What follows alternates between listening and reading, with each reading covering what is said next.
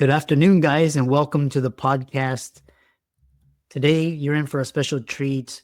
If you can listen and learn from the Hurricane CTO, Charles Sims from Los Angeles. He's a tech evangelist, investor, and he's got over 15 years navigating the intricate landscapes of technology.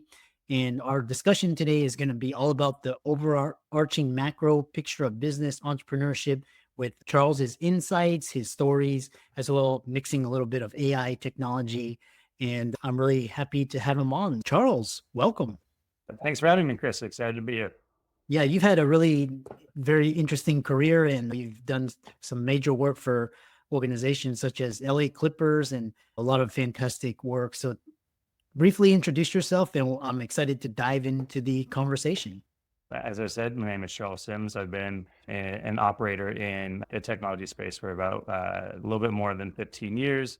Originally, did a lot of technology consulting across a litany of different industries with a consulting firm out here in Los Angeles, from working alongside the medical field, legal operations, manufacturing, and then had the opportunity one day to be able to sign up with the LA Clippers as their head of technology, grew out their entire enterprise IT stack, and then moved into innovation tech and was a part of the acquisition of the LA Forum, the design of the new Intuit Dome. And then one of my favorite experiences there was the pandemic playoffs of building a virtual fan cast so that you could, as the fans were watching the game itself, they were being on the screens in the arena during the game. Then finally, I was at UTA for about 3 years, United Talent Agencies, one of the 3 largest talent agencies across the world, representing agents across TV, media, entertainment, music, and just about any talent that is top class. And in the last year, I moved into advisory within technology in the VC space. So I do a lot of buy-side advisory, working with investors, as well as sell-side advisory of working alongside the entrepreneurs to help them bring either their next stage to fruition or partnering with capital to help them find the right narrative for where they're taking their business going further.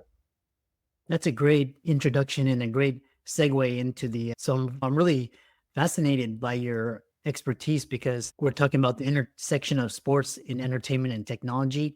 And I think COVID really laid the groundwork for kind of this virtual environment. And now it's set the stage for AI and blockchain and these sort of things in your industry. My question for you is, you talk about staying true to core principles while navigating disruption, especially in the really dynamic world of sports and entertainment and how you're using technology. So elaborate on that. It's a great question. I think one of the things that I like to say is the leading through empathetic innovation. Technology is something that can be very difficult for most, and it's complicated. It has so many different facets, especially now as you add in a lot of the newer gen from AI, the deep tech, what these different things are doing. It's moving so quickly that even some of the most seasoned technologists are having a hard time keeping up. And so now think of that same level of whether it's not fear or it's frustration with that technology. It's our job as technologists to continue to evangelize the power and do it in words and in conversations that are easy to understand, easy to digest. And so that empathetic, pushing the needle as far and as fast as you can, while also bringing those along that might not normally be as excited about a AI-based sales system or AI-enabled ERP to reduce fraud or to eliminate issues around payables and speeding up accounts payable or accounts receivable. So there's all of these interesting spaces within technology itself that you have to break down on the business side to help them see the value, but also break down in the communication side to get their buy-in. And so that's where that empathetic innovation comes from. Yeah, I really love that. And it segues into what's really fascinating is because I read this article recently talking about how the gaming industry and eSports and virtual gaming is poised to eclipse like live sports. My question for you is, how do you see this evolving area, especially with esports? And because you were with the LA Clippers and you implemented some of the most innovative tech advancements, what were those? How they impact team performance, and how do you keep live sports and just like traditional sports to be able to compete with this growing area of esports? Again, I think the concept of esports and the concept of this sports industry, the professional sports industry as a whole, are two different yet similar spaces, where one is a powerhouse when it comes to in-person events. Their in-person events are not going away. Even after COVID happened, you were seeing more stadiums being built, more entertainment districts being laid out across the country and across the world, because that's where communities are coming together. And so as you then pivot to esports, where esports has really struggled is in that in-person entertainment. They try to replicate a lot of what pro sports have done, and they'll do these big tournaments, but it doesn't have the same impact. It doesn't have the same success in person as regular pro sports has. And the flip, esports and creators have an immense amount of content. And in the world today, content really is king. And while the professional sports are slowly catching up to how they do interactive content, how do they blend the experience between virtual in home and being in the stadium as a single unified experience, whether no matter where you're consuming it, so that it feels a lot more like how the Twitch and the streamers have been able to do very well in their space. So what I in no way do I think esports is going to eclipse or take over pro sports. I think you're going to start seeing very similar patterns of how the fan is engaged, how the fan has an experience, but you'll in sports itself, venue technology is absolutely exploding. The ability to go to I was at the Clippers game last night at the brand new Intuit Dome. Go Clips, love you, Steve. And one of the big things that I just kept being in awe of is how seamless the experience can be from when you get out of your car all the way to the seat with the right level of technology that blends into the background rather than just smacking you in the face. And so that the more that we see venues adopt that practice, adopt that in the invisible experience or the invisible barriers, that is going to be a massive boon for the in-arena experience. And then layering on the ability to send that content online or to device, you're gonna see some really interesting use cases coming out. Yeah, and like any industry, it's great to see talk to the brightest minds talking about how you're positioning yourself. And it's from what I'm gathering, it seems like it's community, it's the content and the technology, and blending it all together and rapidly innovating. Because today's consumer is very fickle; they can change on you on a dime. The other question I have for you is in this area of technology and blockchain, and I know because this area of non-fungible tokens, and I know it's taken a backseat burner to things like AI and crypto. And so, how what are your thoughts? Did your organizations experiment with ticketing or merchandise with these new type of blockchain tokens, or how do you view this, or what are your thoughts? Yeah, when I was at the Clippers, it was when Hot Shot or Top Shot came out, and so that was the first true NFT within this space. And I think what we learned very quickly with NFTs were, while we wanted to call them the new baseball cards, the new memorabilia, there wasn't that physical attachment like there has been in the past. So it hasn't really taken off like you would think of, specifically for sports in that side. And then even in entertainment, the digital twins of the original digital twins for actors or talent is a unique space because there's still not an open framework. There's not something that's interoperable across all of the different stacks. And so it's not necessarily at its maturity yet. But where I see AI and the Web3, like the cryptos, becoming very powerful is the concept around like signature and being able to verify content, being able to identify ownership and fingerprint everything that is being created by an actor that is genuinely theirs, or for when it is multi market transactions for say esports industry when they're trying to guarantee tickets aren't fraudulent, or they're going through other marketplaces without having to own the entire marketplace. So there's still definitely a place, and it's growing again, as you can tell. The I think AI is going to be the best empowerment tool for a lot of the crypto that we're still trying to figure out what were the actual use cases. There was still a lot of the speculation outside of the coins, and even the coins, there was so many to digest if you weren't in it every single day to know how it works. And so that's where AI is definitely the hockey stick to help enable Web3 again. Yeah, and we're gonna talk a little for the audience. We're gonna talk about AI. Is AI going to be good for, because what you're describing, it's very interesting. I was thinking like you could apply this technology to digital screening, like when you're getting on an airplane or going through security. So my follow-up question is, because you worked at United Talent Agency, and there's been a lot of uproar recently. There was the Hollywood strike that was related to AI.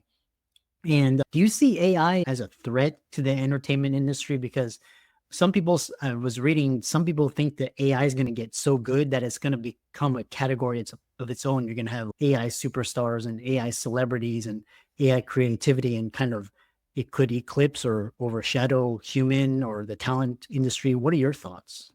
Yeah, I definitely lean very much towards AIs are tools of empowerment for creators. And even at my time with United Talent Agency and at my speaking engagements today, the number one thing I say is AI and its tools. That's what they are. They're tools. They are not going to be able to completely replace the creative, but what you can see them as are tools to take away the invisible barriers that we've seen for so many years of how much it costs to produce and create what your vision is, how much it takes to really get something in the hands of the right person, or to market it in a way that all the bite-sized social media marketing and the viral marketing and like a lot of those pieces that you just want to be able to tell your story. You can do that utilizing AI to help out with other pieces that you're not necessarily in love with, or that's not what you want to do. But it's never going to replace the creativity. And the old adage is the similar in a similar fashion, but for lawyers was the AI is not going to replace lawyers, but lawyers who use AI will replace lawyers who don't. And I think in the creative industry, you'll see a very similar vein of some of the best creators I see today that are using AI love it because it is able to help them take what is in their brain and quickly be able to get it onto whatever medium that they're working on without so much of the overhead that it's taken in the past. So I think at least I personally believe that it is a tool for good when used well. The ethics need to always be considered. I think the biggest concern I always had was the initial concept of being doing giving your full rights to your body scan and not knowing where it goes after that versus owning that yourself and being able to release that however you decide like your identity would be. And that I would definitely lean more on that way. Yeah, those are very insightful comments. Because when I use ChatGPT, it can get me from level 0 to about 70% in a very short span of time, where it would take me hours to get to the 70%. It can do that in seconds or minutes. And then the remaining 30%, I have to use my brain to get to that next level. What are your thoughts about Gen AI, autonomous AI bots and AI agents? Because there was on Twitter, someone just was random experiment where they spun up an autonomous AI agent, and was able to spin up a community of hundreds of thousands of followers. And I was listening to this podcast, they were saying eventually these are like going to be, it's if you have a website or if you have a social media account, it's going to be like the equivalent value. I'm not sure if you have any thoughts on that. You brought up a couple of topics there, so let's maybe we can break them down into the concept of what AI was about a year ago, which was single transformer AI. And that means when I'm talking to ChatGPT, it will take whatever I'm saying, try to have the logical reasoning to understand what I'm meaning by what I say, go out and fetch the knowledge from its large language model, and then respond back.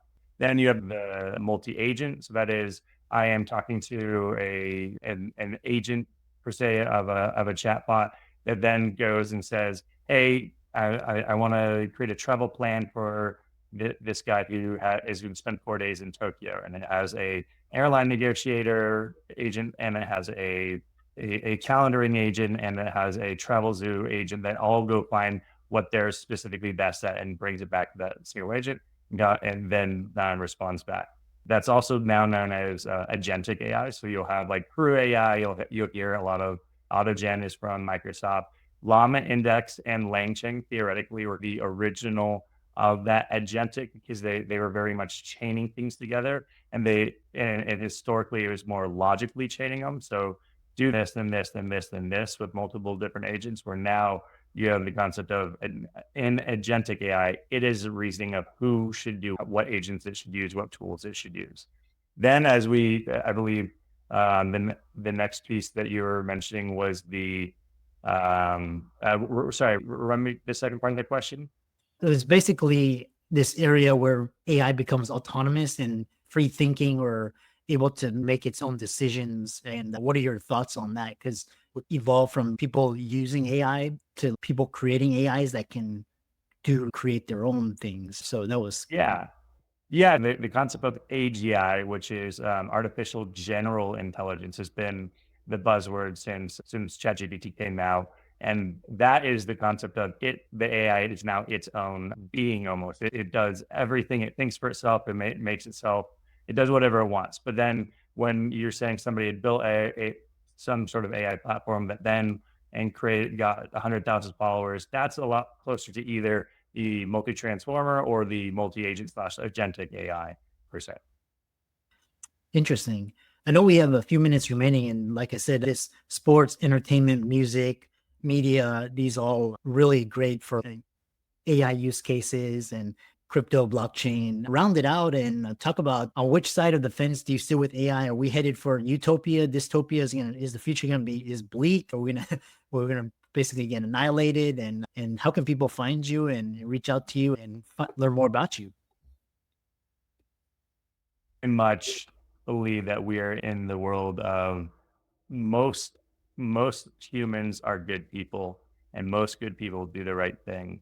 And so I see AI continuing to be something that there might be bumps and bruises here and there, but it will be moving towards utopia. It will be moving towards the universal basic rights, and the ability to remove barriers and distribute communication and democratize power across the world. I also think that there's going to be a point at which we see that there will be entities that are trying to restrict and really lock down AI so that they can utilize it and take advantage of it. But the beauty of the last 2 years that we've seen in AI is the open source community has absolutely blown up, and the ability to have extraordinarily powerful tools and build powerful functionality without having to only use a closed source like an OpenAI, or only use a closed source like the Salesforce Science or anything like that. I think that has also given me hope that we will be able to be closer to utopia, because the more that everything is available and there isn't a moat, there isn't a barrier, there isn't somewhere to prevent the common person to create something amazing, the more likely we are in utopia. And then just to finish up, for anybody who's interested, I always like to say, feel free to reach out to me on LinkedIn or shoot me an email, Charles at Hurricane CTO. You can find us on all the social medias, Hurricane CTO. That's where you can find me. Awesome. I really enjoyed this conversation, and keep up the great work. Thanks so much, Chris. I appreciate it.